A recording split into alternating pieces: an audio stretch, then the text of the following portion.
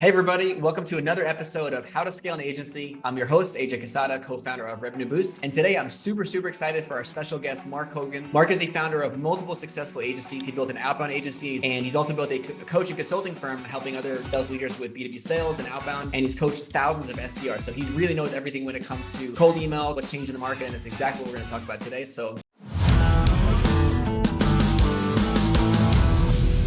yeah, really excited to dive in and welcome, Mark. Cheers, AJ. Looking forward to going through. We've got a lot to cover, so looking forward to diving in. Yeah, definitely, man. I know we've been chatting to try to coordinate this forever, so really glad we could finally get you on the show. But yeah, really excited to dive into your secret sauce when it comes to outbound. Before we get into that, I think it's always just cool for the viewers to know a little bit more about kind of your background. So just real quick, background and how you got into entrepreneurship and how you got into the agency space in general. Cool. Okay, so the short version is 14 or maybe even 15 years now experience of working. I started in sales, but in recruitment. So recruitment, not a lot of people think about it as business development, but there's the business development side, then there's the hiring and the candidate management side.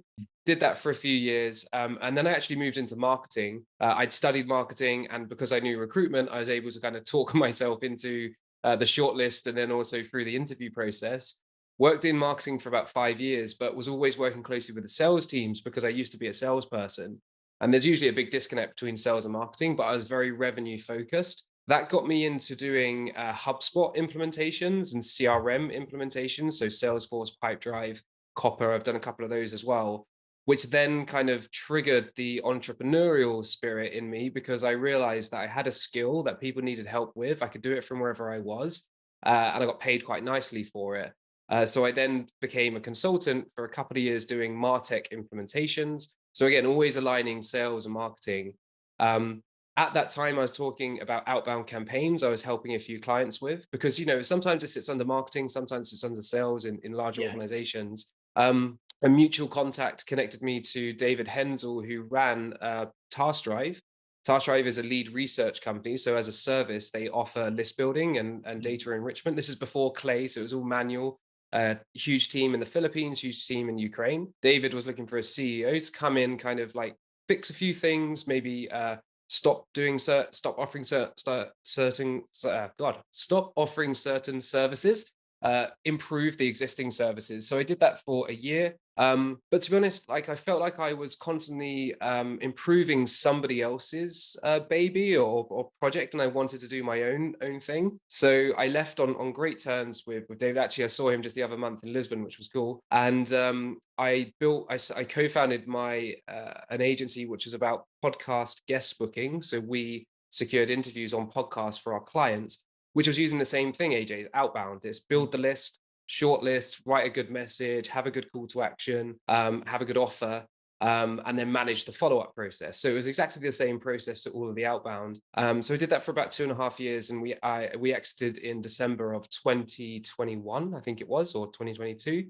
Took 6 months off, and now I'm back as a consultant, helping agency owners and SaaS founders either generate more pipeline or close more deals. But worth noting two more things there, AJ, before I stop, is when I was running TaskDrive, a lot of our clients were churning because they were saying that our data was bad. And I didn't really believe that the data was bad because I was looking at the data going, well, no, that's exactly what they asked for and it's fresh. Right. So let me see what you're doing with this data. And they were running it into really crap campaigns with terrible copy, terrible messaging, or the people that they were asking us to research weren't the right people they should have been reaching out to in the first place. So they had a lot of issues with their overall strategy and segmentation. So I did a lot of consulting with them, which got me to see like hundreds of different companies in their outbound, which then led to me teaching 2 courses on outbound prospecting and cold email writing via Sales Impact Academy. And at the time, I was teaching cohort-based courses with hundreds of students in it every time. And these were all SDRs and account executives at high-growth SaaS companies, as well as smaller agencies as well. So got to learn a lot from seeing clients and their outbound prospecting, and then the feedback from the SDRs and what they're seeing is working. And I think I've done a good job of like packaging up that information and distilling it in a way that's quite easy for other people to understand. And that's, yeah, pretty much most of what I do now. Yeah, man, I definitely think you're a great teacher. I always enjoy reading your LinkedIn posts and just like how just great you explain just what's, yeah, just your outbound strategies and all the different ways that you go about it. So, because I think for a lot of people, it is really hard for them to wrap their head around, especially if they haven't done cold outreach before. And then with all these new tools and play and add personalization, right? So people can get just lost in it, but you make it really really easy to understand for sure. Yeah, I try my best. Awesome, man. And where are you calling in from? Where do you live? So I live in Lisbon, Portugal. I'm from the UK originally, but I moved here about 4.5 years ago. Slid in just after Brexit and just before COVID, so it was a really funny time. But fell in love with the city, and I go back to the UK quite often, 3 or 4 times a year. But I love calling Lisbon my home now. Yeah, how's it been, man? Just to kind of live in a new country. I think actually I moved to Vietnam around the same time as you, like right before COVID. And it's been great. I've always enjoyed traveling and visiting new places, and I really like meeting new people as well. So I think that is a massive help. I think a lot of people try moving to a new city, and if they're a little bit introverted or they find it difficult to make friends, it can be quite isolating. And I've definitely heard that feedback a few times. Yeah. But I really enjoy it. Yeah, like I said, my problem is like I have to say bye to people who are only here for a couple of months that you make good friends with. But Yeah. I got a good group of friends here, some expats and some locals as well. Like I know everyone in the area. I got my Mm. favorite bar, my favorite coffee shop. Yeah, it's designing a life really. I think that's the way to look at it. Yeah, definitely, man. And everyone, we all have this opportunity, right? It's easier than you think that it's just how much easier it is to work online now and start a business or and then it's a great hack, right? Like if you go from living in UK or New York where I'm from and you make the same money, but you just live somewhere else, it's just basically like you just multiply your money, right? Because of the cost of living. So that element's Yeah, pretty awesome. for sure. I've made a promise to like not try and convince friends to do it. Like they know that it's possible, but I'm not there to put Yeah. pressure on them. Some people can't, which I understand as well. But I try and get friends to come and visit as much as they can. Yeah, let them see for themselves for sure. Exactly. But yeah, awesome, man. Well, I know what initially sparked this podcast was a few months back, early in the year, we were talking about how just how the whole B2B sales process, the whole B2B market has changed, and the way that people buy is different, and therefore the way that outbound is done is different than it was like 3 to 5 years ago when you and I got started with it. So can you talk a little bit about that? Because I think that's a really good way to just set up before we go into some of the specific, tactics and strategies. Yeah, for sure, man. Well, I think that there's been a lot of changes, but the biggest change is that buyers are now more informed than ever before. So there's so much more data that they can go and look at and review before they make any sort of purchasing decision. And it's not just like review websites, it's just content in general. And when you think about that buyer's journey of going from not aware to problem aware to solution aware, there's a lot that they can take on board. And also I feel like now, especially in B2B, a lot of people check in with their peers through community or in WhatsApp groups. And if, we mentioned this before, AJ. I'm going to share my screen a few times throughout this recording, just to show a few examples as we talk. But let me just share my screen now because this is one example of this is a WhatsApp group that I'm in. Yeah. And this person asked, any thoughts on Senja versus testimonial.io or .to? And I replied quite quickly. I just happened to be looking at the group. I was like, I use Senja, one of my favorite tools to use, constantly shipping new features.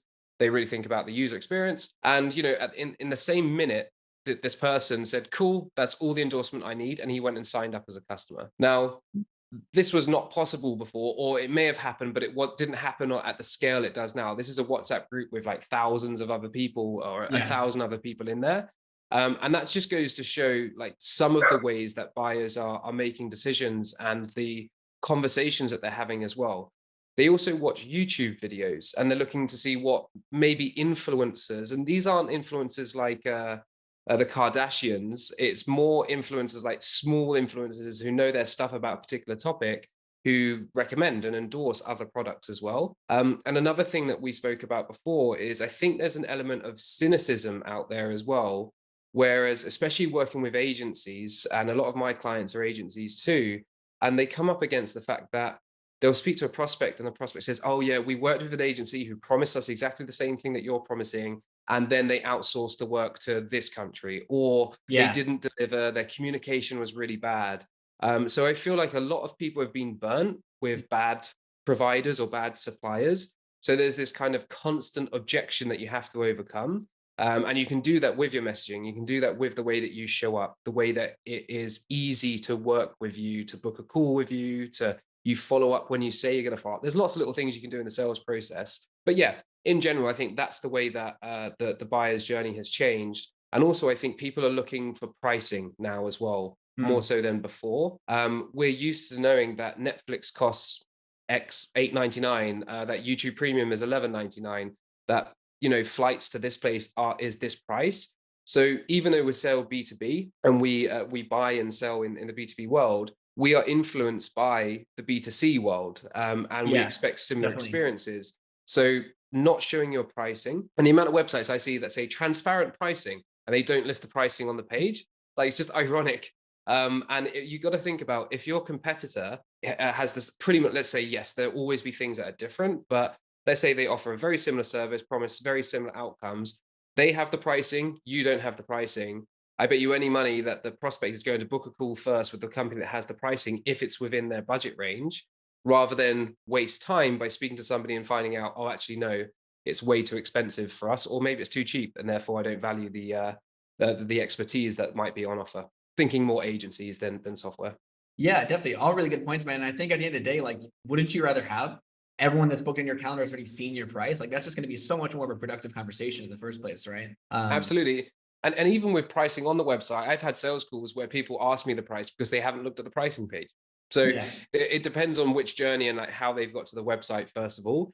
But yeah, that still can be the situation. But yeah, I'd much rather people just just understand what my pricing is, rather than be completely shocked and surprised when I tell them what the pricing is on that first call. Yeah, absolutely, man. Absolutely. Yeah, no, I've seen all the same things. And I think, yeah, like, just people have so much more information now. Same for me when I think about how I buy, right? Like, if I'm investing in a consultant or a coach or an agency, I'll check out content. If I'm in communities, I'll like throw their name out there to see if anyone else has anything to say, right? And I think the big thing, I'm curious what you think like this means for people now, how they should show up differently to their marketing and their sales process. But one thing I've noticed is, like, if you think about before this was the case, 5, 10 years ago, people would hop on a sales call to get information, right? People would hop on a sales Hmm. call to get educated, and they would see that there's like value in the call because they didn't have as many other options, right? So they were like, there was inherent value in hopping on a sales call. And now I feel like people are just so much more hesitant to hop on a call. Their time, like their time is more valuable, and they know that, like, okay, I'm going to make most of my decision first, then I'm going to hop on a call, right? But what are your Yeah, thoughts? I agree, and I think especially if you're a software, you need to take advantage of the fact that people are doing a lot more research, and and they're looking for answers before they speak to a salesperson. I think it's Gartner that every year or every other year says like X% of the buyer's journey is completed before speaking to a salesperson, and Yeah, that I don't know what the percentage is, but it gets bigger and bigger every time. So I think there's a lot that SaaS companies can do in particular, especially if they've got a complex product that needs some sort of custom integration or implementation. I understand that you can't always have that free trial sign up to show the value. But if you don't, then you really need to over-index on that educational resource. And I always think if you start with a video, or if you can find somebody who is comfortable enough to be on video, if you start with video, that's the hardest medium to do. But then you can turn a video into images, and a video into smaller videos, and also into blog posts and guides and resources, and checklists. So I the way I think to overcome that is that understand that yes, people are looking for more information, they're doing more research, and make sure you're providing them with the answers so that they come to you and not the competitor who has produced more content. So yeah, content and where you're distributing that is equally as important in the sales process for complementing the sales process too. yeah, absolutely. I mean, ever since I started doing content almost 3 years ago, I started posting basically every day, and we launched the podcast and everything.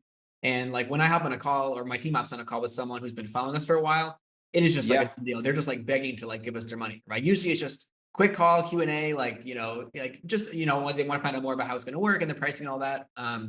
But those calls are just so much easier. They're not coming in so like guarded and like trying to like grill you to see, like, compare you to yeah, competitors. It's just the trust is there. There's so much more down for it, and the sales process is so much shorter. We've had someone that has just actually bought our 10K consulting package only through text. Like, he didn't even want to hop on a call. He's like, no, I've been listening to you guys yeah. forever, and I trust that you can help. So they just like give me the link to pay. And when that happened, I was just like mind blown, and that's when I really realized how important this stuff is. Yeah, definitely. And also don't be surprised if so one of the things that I've been working and battling through is just seeing my impressions go down a lot on LinkedIn. And I think that's the same across the board. Yeah, Across the board, sorry. Lots of people producing great content, really valuable stuff. And whatever LinkedIn's doing, they're spending time on creating like AI responses, which is absolute BS, I know, it's so and stupid. over-indexing on some other features which we just don't want. But anyway, that's a whole nother podcast, I think. Don't worry about the impressions. The fact that you're showing up, I tell my clients sometimes that all you want to do is just keep up appearances. If somebody comes to your profile and it looks like there's nothing there, it's barren, and you haven't updated it in 2 or 3 years, it doesn't look great for your general perception. Whereas if you're posting at least once a week, if you're not posting at all, do once a week. If you're already posting once a week, try doing twice a week. I'm not saying that you need to post 15 times a day. There's this kind of like couch to 5K mentality that especially a lot of agency owners need to go through first of all, whereas they want to run the triathlon, but it's couch to 5K, then do a 10K, then a half marathon, etc. But when it comes to that content, I have had a few people in the last few months book a call with me. They weren't connected. I've never seen them like or comment on any of my content. But when they filled out the form, they said, I read most of your posts. And when I was on the call with them, they were telling me about some of the posts that I shared on social in the past. And I had no clue they were even looking at me as well. So don't worry about impression count going, as long as impression count going down, as long as you're producing content and it's like really solving problems for your ideal clients, it will work in the long run. It's just that AJ and I can't say that every 3 posts you do, you'll generate 1 lead. Yeah. It just doesn't work like that. Definitely not. Yeah. Yeah. Same for me. I find that, I've had like a lot of posts where they get very little engagement, but someone mentions that post to me in a call or whatever. Right. And, Exactly. people are looking. I think the thing is too, like some people are just not the type of people to engage. Like some people are like, more extrovert. I'll comment on stuff on social media, but I know some people that just never comment and never like, right. I have a friend Yeah. of mine back home who was very introverted, and he was like saying something about one of my posts that I really liked. And I was like, dude, why didn't you like or comment? Like, come on, support your friend, right? Just joking around. And Yeah. he's like, no, I never comment on anything. He's like, I'm a Yeah, ghost. and but I think as well, this goes into, I think, one of the next things we want to talk about, which is like triggers and signals, and why we need to look for triggers and signals. And I'll let you kind of lead into that in a second, AJ. But some people don't reach out because the timing is just not right. Like there are things that I need to buy in a few months' time. Like for example, I need to speak to my tax consultant soon just to work out some things that are going to happen in 2 or 3 years, because there's changes here in Portugal. Right now it's tax season. I know he's busy with, just the yearly tax cycle, and it's not super urgent for me. But by the end of the year, I definitely want to speak to my tax consultant. Now, if he is on my mind because I've just done my kind of April tax return not that long ago. But if he was producing content and just staying top of mind for me, I would obviously remember that I need to get back in touch with him in September or October before the end of the year. And I think that is the same with a lot of your prospects as well. They might see your stuff, they're following you, they're just keeping an eye on you, but they're only going to reach out when they need your services or when they need your software. So yeah, I'll just pause there for now, AJ. Yeah, definitely. And I think, like you said, B2B, the difference between B2B versus B2C, I think what a lot of people don't really realize or kind of underestimate when it comes to B2B is that, when you're running an agency, consulting business, any kind of B2B high ticket service, these aren't impulse buys, right? It's not like you just go to the mart and you get a candy bar just impulsively, right? It's like sometimes you just action at the right time, and it might be something you plan out 3, 6, even like you said, 2, 3 years later, right? I've had clients buy 2 to 3 years after our first call, right? Like they actually kept the information, right? So I love that you made that point, because I think, most people think of content as just an attention tool, but it definitely is a nurture tool for sure. But yeah, man, let's talk about triggers, right? Because you use that word, and I'm excited to dive into the strategy. And I think for a lot of people listening to the podcast, some people listening to this might not be doing any outbound or cold outreach already, might not have heard that word. So tell us what a trigger is. And also, for anyone who's listening to this on the podcast audio version, Mark is sharing a screen a couple of points. You'll still be able to follow along, but if you want to actually watch the video version, we'll have the link in the description below where you can watch this in our Facebook group. Yeah, AJ, I'll do my best to kind of describe what's going on the screen as we go through it.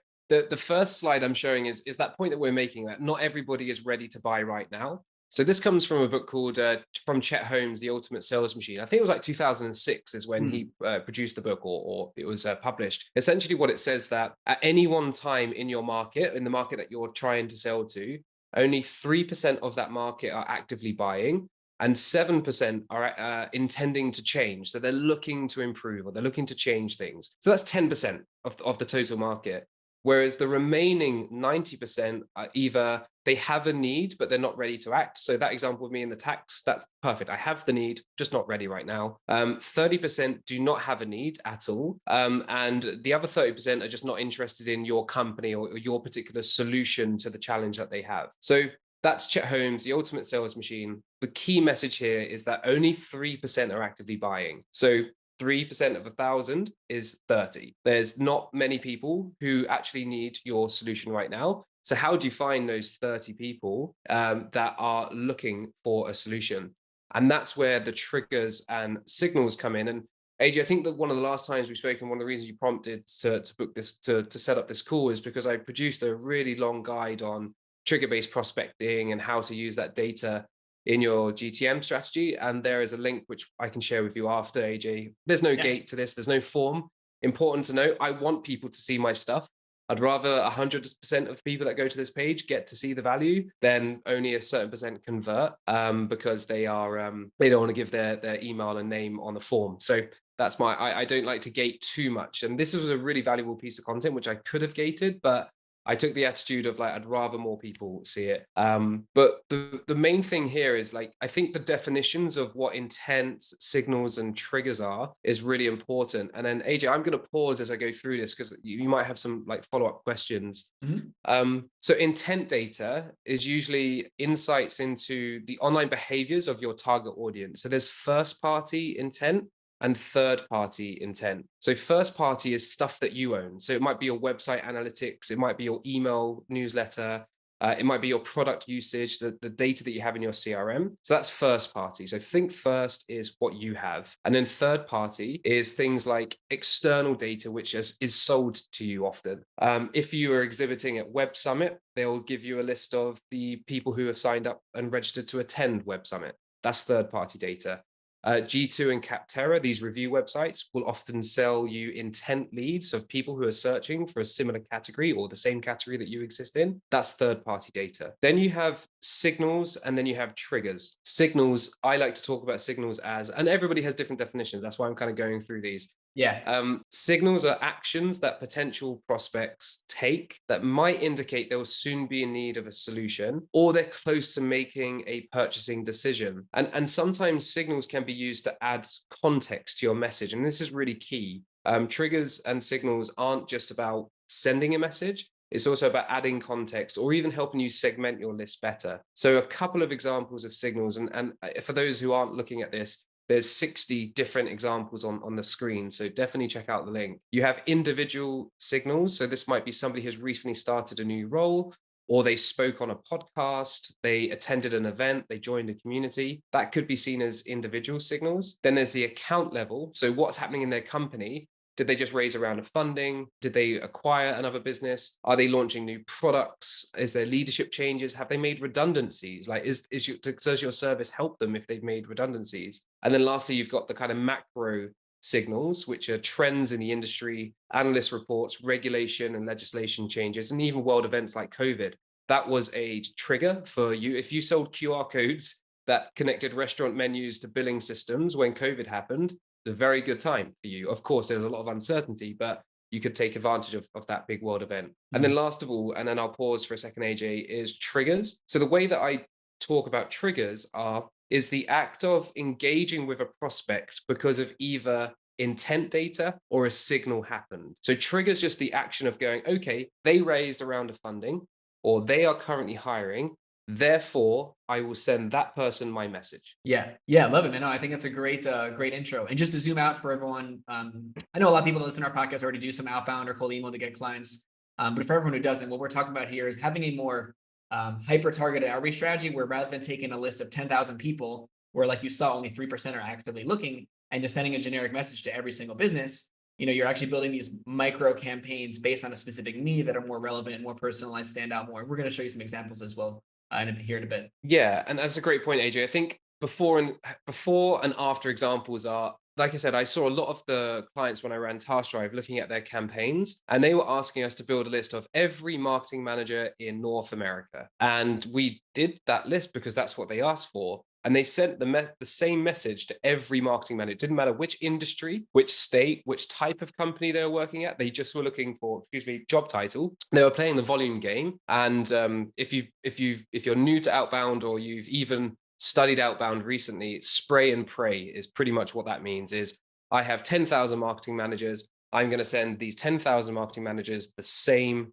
message. That's spray and pray. Whereas what you start to see with, if you start to use triggers in your campaigns, is that you have smaller campaigns based on these triggers or that signal and intent data, which is small volume of the people who are actually in that campaign, but you'll get more replies because you're increasing the relevancy of reaching out. And we've got some really good examples, or I'm saying really good. I hope they're really good. AJ will tell you from some scenarios that he sent to me previously for the call. So you have these trigger campaigns running, but you also want to have like a value add list, because that 90% of the market that aren't looking to buy right now, you still want to be top of mind with them. You still want to get in front of them. And that's where you could add more, where you could provide value with a lead magnet or a checklist, a resource, even a course, whatever it may be, because you just want to plant the seed of your company's name, your services that are trustworthy for when the timing is right for them. Yeah, makes perfect sense. Cool. So do you want to go through the different scenarios that you shared with me, AJ? I think you shared about 3 or 4. Yeah, definitely. We'd love to see. We'd love to see what you came up with. So for everyone listening, I gave Mark an example of just actual like real life businesses, and their niche and their offer. Obviously, we're not going to give the name, but he's going to share like how this trigger base and how this more hyper targeted strategy could work in a few different examples. So I think this will be relevant for a lot of you guys, so you could see like how it works in action. Yeah, and hopefully it's like I'll share more than the most important thing I think for me to share is like the thought process behind it, because then it doesn't matter who you are and who you sell to and what your offer is, you can follow the same thought process. So the first example is a digital agency that has a couple of offers, and I've got 2 different examples for this. So the first offer is they're selling search engine optimization services to home improvement and construction companies. So a great service for those, and a lot of the times, like you have awesome builders and roofers, and especially in the US, you have a big industry and sub industries here. They're great tradesmen and women, but they're not marketers or not salespeople, so they definitely need these services. One place that you could start. So I'm just trying to think. Well, how do I first of all build a list of home improvement and construction companies? Now, as it's search engine optimization, I want to see if people have a website first of all, because it's going to be much easier to sell SEO services to somebody who already has a website than it is to try and convince somebody that they need a website, and then after they have the website, they need SEO. So I want to find people that have an online presence. That's like a big nugget to take away first of all. So there is a tool called Clay, and I think AJ, we probably will do another session where we'll just kind of dive deep on Clay and share screen. But in Clay, you can scrape Google Maps. So you can draw a diameter around a particular location, search for keywords like construction or HVAC or roofing, whatever these subcategories will be, and it will extract all of that information into a table for you. Let's say you've got now 300 results of construction companies in the town or the city that you're targeting right now. Then what you can do is use Clay to enrich that data further. So you've built the initial list, but now you need to find out more information about it. And that information could be extracting the meta title and meta description. So that's an SEO term for those who aren't SEO agencies. Extract those titles and input them into the table that you're building with Clay. And then you can go one step further and analyze that with ChatGPT. So Clay has an integration with OpenAI, and you can either score the meta description and say, this is a good one or a bad one. Or you can even get the ChatGPT with a bit of fine tuning on the prompting to generate suggestions of how it could be improved. And then I'd use that output, so whether it's the score or the suggestions, as part of my message when I reach out to the individual the home improvement or construction companies. Yeah, so then you can reach out, and rather than just saying, hey, we do SEO services, you guys need help, you're now saying, hey, I actually did some research into your site, right? And I found this problem, and do you want help solving it? Huge night and day difference between those 2 messages for sure. Exactly. And you can get, and with a little bit of prompting and with the advancements of OpenAI, you can get that those suggestions to be pretty close to what you would be saying on an individual level as well. So it's getting there. Really worth noting as well is you could get Clay for free, use OpenAI and just connect it OpenAI via an API. And you would probably need to top up if you're not doing some crazy volume. Let's say you're doing a couple of thousand of prospects each month, $10-$20 a month is all you'd need to spend to get access to the free scraping on Google via Clay and then plugging into OpenAI. So it looks expensive, but once you sign up for the free trial, there's a lot you can do with it. Yeah, and then in that example, like, would you get their email addresses too from Clay, or? Yeah, you could do that, or you could build a list of their. You can try and find their first name, last name, company domain. If you can get the LinkedIn, that's great. But a lot of these companies won't be on LinkedIn, which is fair enough. And then use a tool like Prospeo or Full Enrich to then go and search the names and domains to get emails. And they use like a waterfall enrichment approach. Yeah, and that would be cheaper than doing it from Clay or from like Apollo or something, right? Yes, yeah. Yeah, Apollo changed their limits recently too. I still have an old account, but I see now it's like they won't let you export more than like 300 emails a month or something crazy like that. Yeah, I'm using Apollo a lot in Clay, and I have an alarm every hour to hit run because you're only allowed 400 calls from the API of the plan that I'm on. So every hour I run back in, I'm like hit, and then go off for another Nice. hour.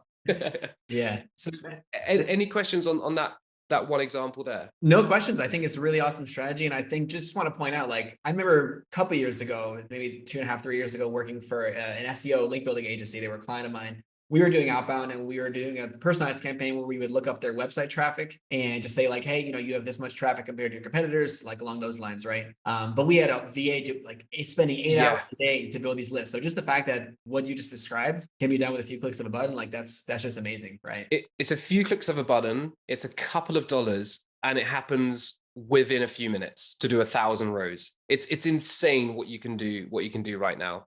Yeah, that's insane. Absolutely. Yeah, we'll definitely have to do another session on just Clay sometime. But no, I think for everyone listening, like, first of all, I know there's a good amount of SEO agencies that listen to the podcast. So that's a strategy that everyone there could try. But even if you're not, again, it's not about so much the specific tactic, but just more about the thought process of how can I go from a huge list to now narrowing it down and being a little more relevant in my outreach. But yeah, what's the let's go to the next example. So the next example, we'll move on to the M&A one, and this is a mergers and acquisitions consultancy or broker where they're involved in buying and selling businesses, and what they're looking to do is offering business owners an exit so they can acquire the company. What they need to do is find out if this person is open to selling. The market is small to mid-sized businesses, no specific industry. So again, AJ, we're going, wow, that's really, really broad. It seems like a good thing, especially when you're new to business, to go, yeah, I can work with, infinite amount of companies out there, but it actually makes your life really, really hard from a sales and marketing point of view when you don't have any sort of refinement. Yeah. So this is a tough one to think about triggers and signals that you can use, because it's an intrinsic conversation and motivation that somebody has for selling. Before we looked to exit our agency, 4 months beforehand, we were talking about it just between the two co-founder as an option. We hadn't made a decision, but we're like, oh, maybe we could, and this is what we could look for, and this is potentially what the exit could be. So it's really, really hard to find public signals for this. However, AJ, I did think of one, which I'm going to share my screen again. Cool. Let me just open the page. So the first thing I'd say is, are there moments if I was working directly with this client, I would be asking, are there particular events or moments that you see people that happen to people before they come to you? So did they just make a round of redundancies? Then they're looking to sell. Then that could be a pattern that I'm looking for. That could be the trigger for outreach. So that would be the first question that I ask. And that's typically what I ask all of my clients, like, what is happening to your prospect's life or both professionally and personally before they need you? And the other question is, are there any similarities or patterns that you see with your clients and with prospects that are good prospects, that you can kind of look back and go, oh, it's actually company sizes over 50 people. They're the sweet spot of who we want to work with, and we can broker the sale and acquisition. But AJ, going back to on the screen, I'm sharing a LinkedIn company page of a company called Cactus. They are corporate M&A and private equity advisory and growth and consultancies for agencies.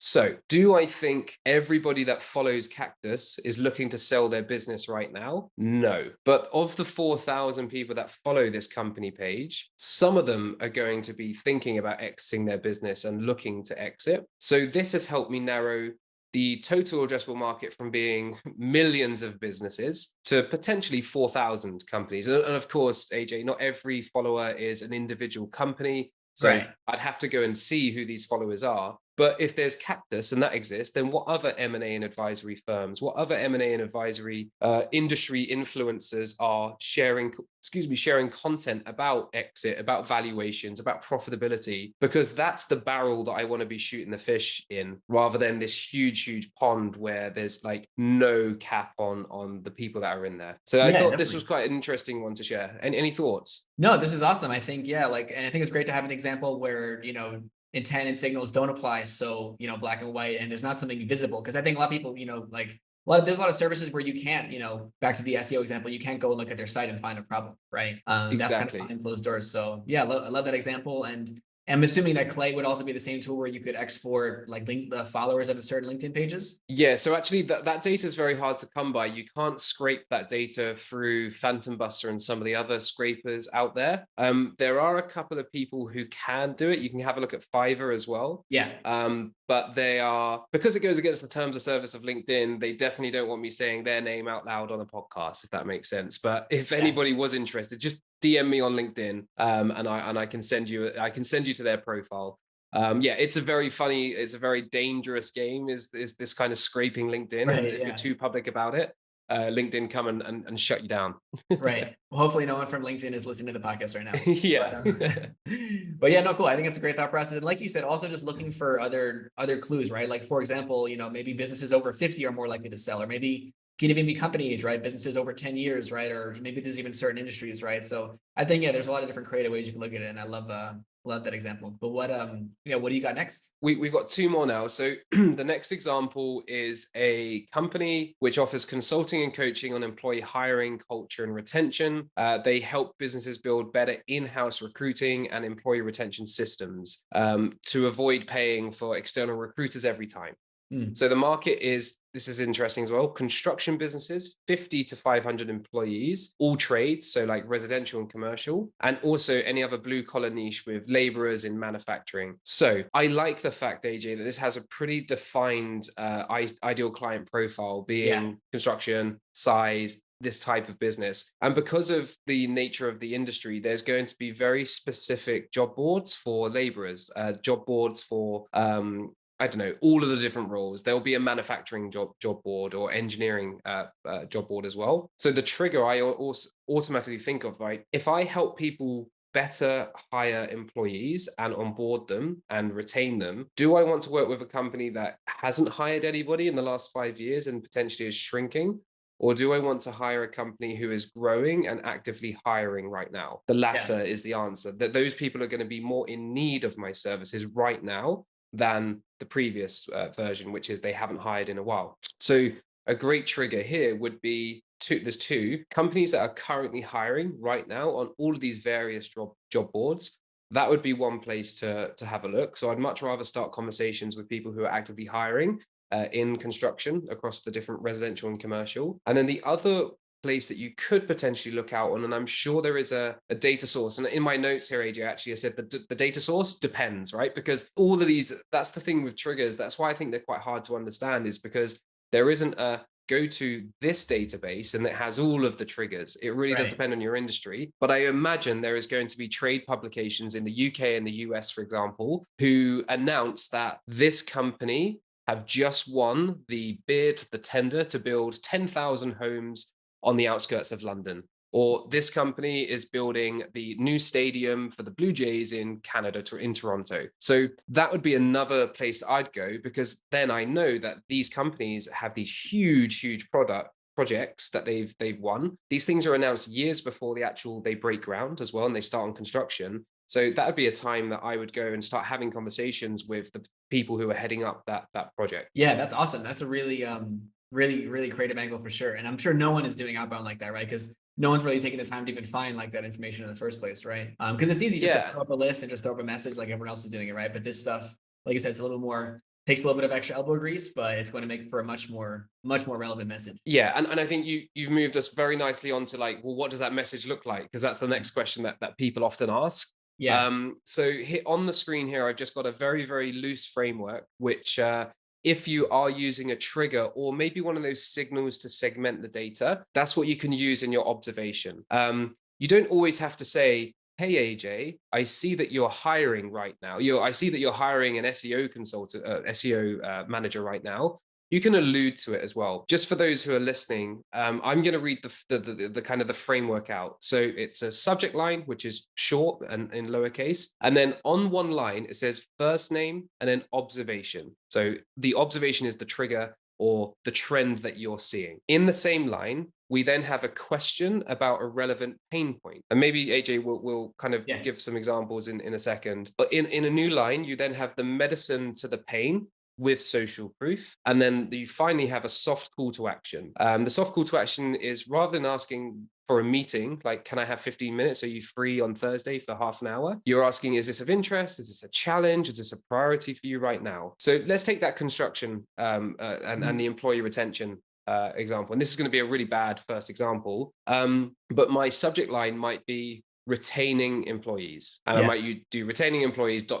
And the let's say you're the prospect. So the AJ, notice that you're expanding the team over in Toronto for the new Blue Jays stadium build. So I'm referencing that. I'm not saying congrats. I'm not saying well done, because it's a little bit, I don't know, a bit fake, a bit inauthentic. Easy, but I am calling out that I've seen something, and that's the reason why I'm reaching out. And then the question about pain point is, like, as you ramp up the hiring for the project and hire across multiple disciplines, how are you planning to effectively onboard each of these people and do all the background checks? Again, I'm making this up because I don't know what the actual product is. Yeah.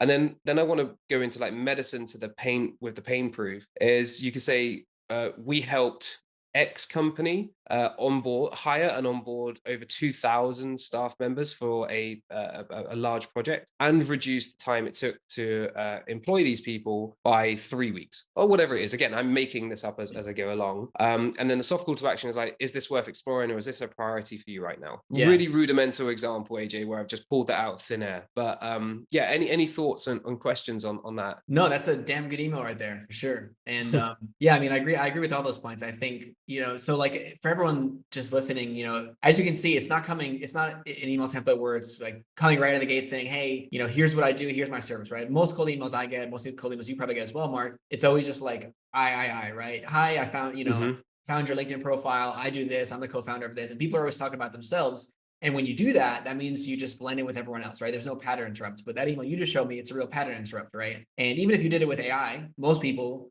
would assume like, wow, this person actually researched me and just did this on their own. And I think that goes a long way, right? Like I can tell when someone reaches out to me and I know that it's like they've put their time into it, like I'm willing to give them time, right? Like when I know they've actually had a legitimate reason to reach out versus just I'm part of some random Apollo list. Usually I'll give it more like, it doesn't always win you the deal, but it gives you more of that consideration, because it's like, okay, this person put in time, like maybe there's something important here, right? So I think that's and as a buyer, as somebody who purchases software and services as well, I'm actually personally, this is again a personal preference, I'm okay if the message is pretty automated, but you got the timing right. Because if you got the timing right, it shows you've done your groundwork. Like I remember one of the best emails I received was from Deal. I think it is Deal, which is employer of record. They help you, establish I'm not going to go and explain it because I can't. I'm going to butcher it. But they messaged me saying, hey, Mark, see that you're growing and hiring at the moment.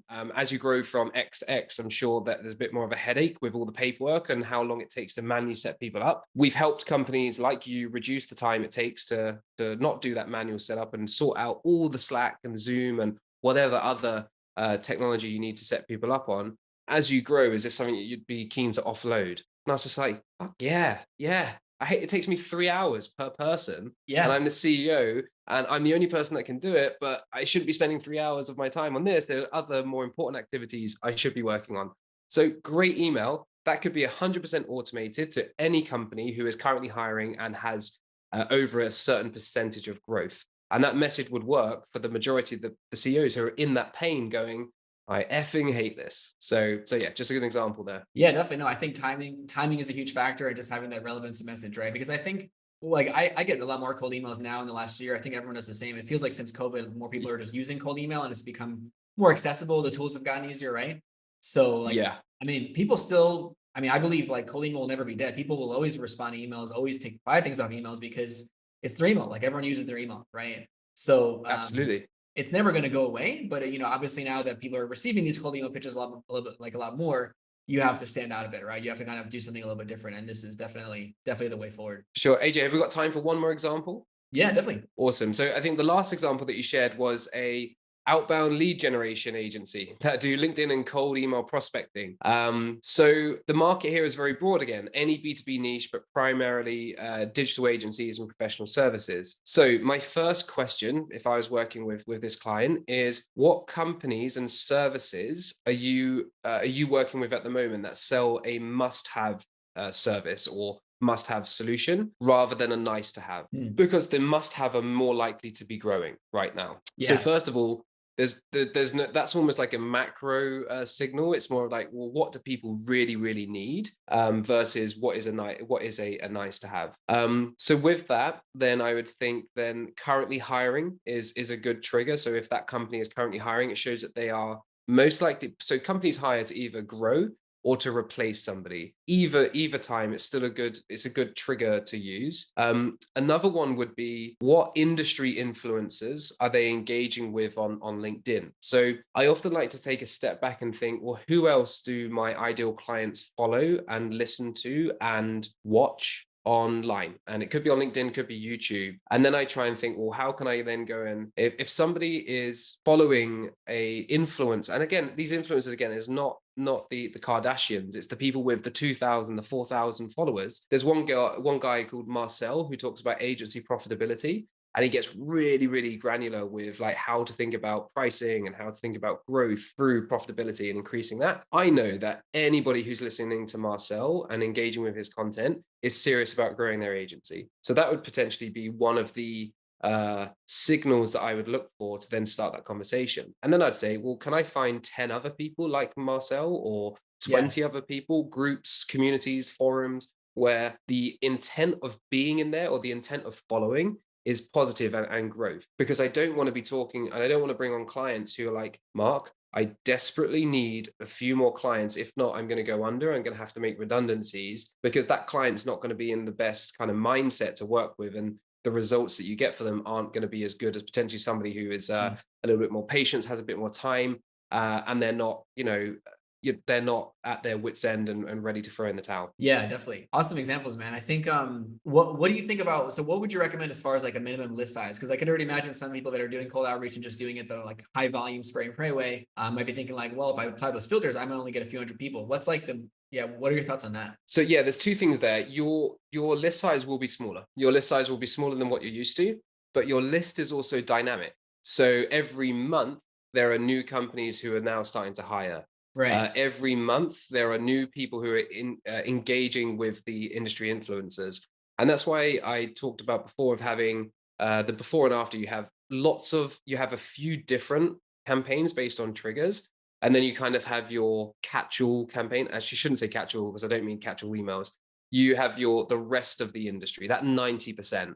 So that will still be your larger list, but you do both at the same time. You do your triggers. First, prioritize the triggers because there's more likelihood that they'll reply. And then for everybody else who you can't identify a trigger, but they fit your ideal client profile. I'm not saying go and reach out to a company that only has one person if your ideal client is a 50-person company. I'm not saying that at all. But anyone that you can't identify a trigger, or you'd be like completely making something up, put them into that kind of larger campaign as well. Because I think a lot of people look at this AJ as black and white. They say, well, it has to be trigger based or nothing, or spray and pray. And it's not. It's trigger and spray and pray and content and marketing and all of the other ways to generate pipeline. Yeah, I'm really glad you said that, because I think that's, I mean, that's a question I was thinking of as well, right? Like how would I still get the volume up, right? But you're saying you can still do the high volume stuff if you can't find a trigger for it, to supplement and just get more numbers out there and reach more of the market. But obviously the priority is just lean into the triggers as much as you can, because that's going to have the highest chance of getting a response. Yeah, so I ran a couple of campaigns for I think we've spoken about this before, AJ. I run a very, very micro service, which is about user onboarding for software companies. So, and it's basically a video review. I go through and do like a conversion teardown of their onboarding process. So I reached out to companies who had recently launched on Product Hunt and had a free trial. So I was adding kind of 15, I waited till the end of the week, and then I was adding 15 to 20 new companies every week to that campaign. It was a campaign set up in Smartlead. I just had to do the research and then import them into Smartlead. I obviously can automate this, but I was just experimenting. And I was getting anywhere between 7 and 12% reply rates off those companies each week. Versus if I had just gone and reached out to a company because they have a free trial and they're a software company, but without that in kind of that signal of they've just launched on Product Hunt, they're probably thinking about onboarding more importantly now because they've got a lot more volume running into the platform than before. I wouldn't get that that's at 5 to 7 to 12% reply rate. But Yeah. I would still send that message to those other people because it could be the fact that they've just had a meeting with their CEO or their head of product and they're just gone, look, we haven't looked at our onboarding since we launched V1 of the product. We need to focus on that now. And you just can't tell that because that's internal meetings that they're having. Yeah, definitely. So there's still gonna be plenty of good, good fit prospects that aren't necessarily having a visible trigger attached. Man, this was Exactly. awesome. I really enjoyed the chat. Really enjoyed the examples. I hope this was useful for all the listeners.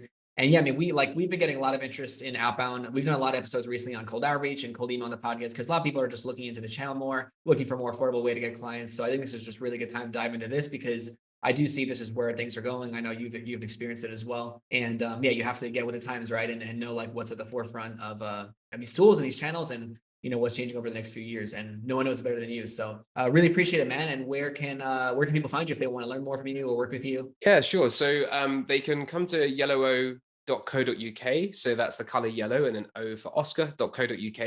And I'm just launching a newsletter where I'm actually breaking down every week a how-to video to use some of this sales technology. And then also sharing some other recommendations of tools that I think are worth checking out. But what I want to focus on, AJ, is like how to actually use the tool. Yeah. Because, everybody's just like, oh, fuck, there's so many tools that I should be using. Every time I go on LinkedIn, there's another tool. So I'm focusing on the how to actually use it by use case. And you can subscribe at yellowo.co.uk/tech. And that will redirect you to the newsletter sign up. So yeah, I'd love to see you there. Awesome. Yeah. And we'll definitely have to have you back for a clay masterclass sometime to show some of the. Oh, for sure, man. Yeah, I'd enjoy that. Yeah, definitely, man. Cool. Well, if everyone listening, we'll link all that down below. We'll also link that guide that Mark shared. And yeah, Mark, thanks so much. I've been looking forward to doing it again sometime. Yeah, absolutely. Cheers, AJ.